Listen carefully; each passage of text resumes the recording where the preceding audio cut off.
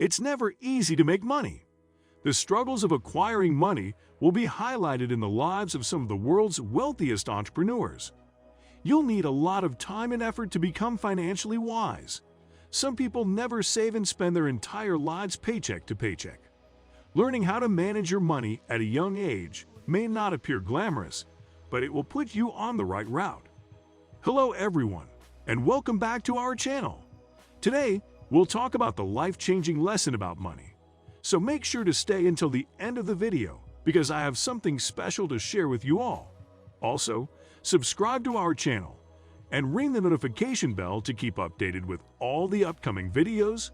In 2017, the top 8 wealthiest men in the world surpassed half of the world's population. Imagine 8 people owning more money than nearly 4 billion people. That's a new degree of inequity altogether.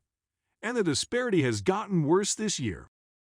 On Forbes' 35th annual list of the world's wealthiest people, there are now 2,755 billionaires, up from 660 a year earlier. They are worth $13.1 trillion in total, up from $8 trillion in 2020. 2,755 persons have the same wealth as China's entire GDP, the world's most populous country with the world's second-largest economy. The majority of the wealth is now concentrated in the hands of a few individuals. And it's not by chance. Because it is not something we are taught in school or by our parents. Most people are financially illiterate. We're simply expected to be good with money, and that's all. I know that sounds foolish, but that's why most of us are in such bad financial shape. As a result, the majority of wealth is concentrated in the hands of a few. So, in this video, we're going to do something about it. We'll look at financial lessons that many discover too late in life. We're not discussing fundamental concepts like inflation or compound interest. We'll delve far deeper to discover the teachings that will put you on the right side of the planet, on the wealthy side IF learned early in life. Number 1. Be a unique individual. I began investing in trading when I was first introduced to it. I would use all of my expertise to research a particular company, and I recall investing $300 in it, all of the money I had saved in the previous few months. Consider how jittery I was. The price of the stock began to plummet shortly after I purchased it, and I became much more jittery. I was staring at the screen, counting every dollar I was losing, but I chose to hold on for the time being. The price dropped by 20% the next day. As a result, I exited the game and suffered a loss. I lost pennies, but even $50 was a lot of money to me at the time. But I refused to give up and am determined to try again.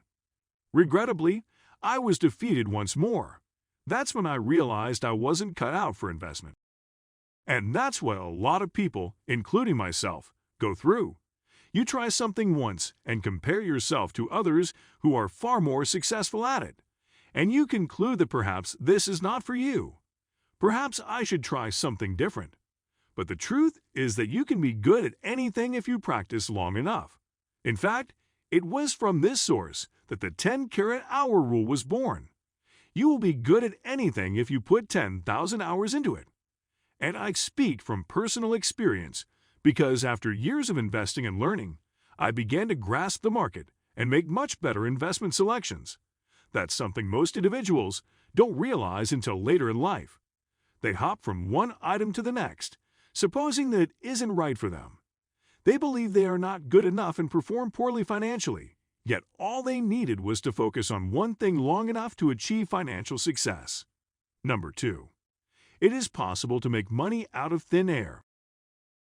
Growing up in a low-income family means growing up in a world of scarcity and limits. Everything, even wealth, has a finite amount. Someone should be impoverished if I'm going to be wealthy. We are impoverished because others have more than they need. And having that perspective forces you to fight for what you currently have rather than create something new. The majority of the world's wealthiest people grew so affluent by not competing in the same established sectors, but by inventing new ones that didn't exist before. Elon Musk is perhaps the best example of someone who invented a new industry, such as aerospace or electric cars. In reality, PayPal, The Boring Firm, SpaceX, Tesla, and Neuralink are all about inventing something new and solving a problem that hasn't been solved yet. That is why he has a net worth of $218.1 billion. It isn't all about him. From Uber to Ayrton, every successful business relies on developing something new. Even smaller businesses, such as Robinhood or Angry Birds, they contributed to the world in a variety of ways. They didn't take anything from any of the people they met. They simply improved the world and were rewarded as a result. So, instead of thinking you're poor because someone else is wealthy, consider how you might offer value to the world. Number 3. The decision paradox. If you're anything like me, you despise going to restaurants, because every time I went to a restaurant, I would glance at the menu and be overwhelmed by the number of options available. I'd wind up devoting more time to deciding what to get rather than actually eating. I'd already spent the entire day making decisions, so I went to a restaurant to relax and not have my mind paralyzed once more. This is known as the choice paradox. Having many options may appear to be beneficial, but it also has drawbacks. In fact, it's one of the key reasons why so many individuals struggle to perform at their jobs and attain financial success. Consider the case of investment. There are many changes in the market, from tech stocks to biotech firms to cryptocurrency and other financial instruments. But it can be overwhelming because there are so many. You can't choose just one of them to focus on. As soon as you learn more about one of them, another one emerges on the scene. And before you know what's going on, cryptos are all over the headlines. As a result, you wind up merely watching the news and not doing anything about it.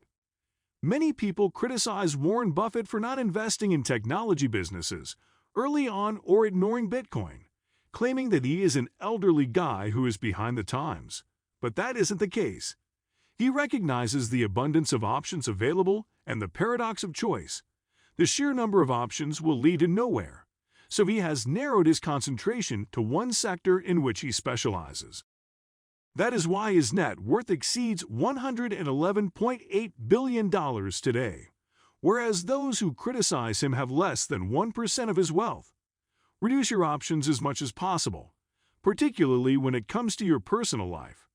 I know people who would get up and spend 20 minutes deciding what to eat for breakfast, followed by another 20 minutes deciding what to watch on YouTube while eating. I don't want to waste time and energy on things that aren't important.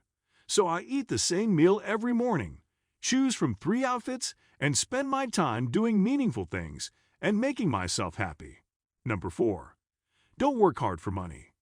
If you're like most people, you were taught as a child that you had to work hard for money. But hard effort alone will never make you wealthy. What evidence do we have for this? Take a look at what's going on in the real world. Millions, no, billions, of people toil away at their jobs all day and night. Are they all well off? No. Are the majority of them well off? No. Are many of them wealthy? No. The majority of them are broke or on the verge of becoming so. On the other hand, who do you see lounging about the world's country clubs? Who doesn't like to spend their days golfing, tennis, or sailing? Who goes shopping during the day and vacations during the week? Wealthy people. People who do not work hard but instead let their money work for them. This is how you become financially self-sufficient. Yes, it would help if you worked hard to get your money. This is a transient situation for some people. However, for the vast majority of people, it is permanent. So bear in mind that your goal should always be to make and save enough money to allow you to continue earning money while playing golf. With that, we've come to an end. Let us know your thoughts on what type of dream life you would like to be in the comment section below. And if there is a specific topic you are interested to explore, do let us know also. Make sure to give us a thumbs up and subscribe to our channel for more exciting content. Until next time.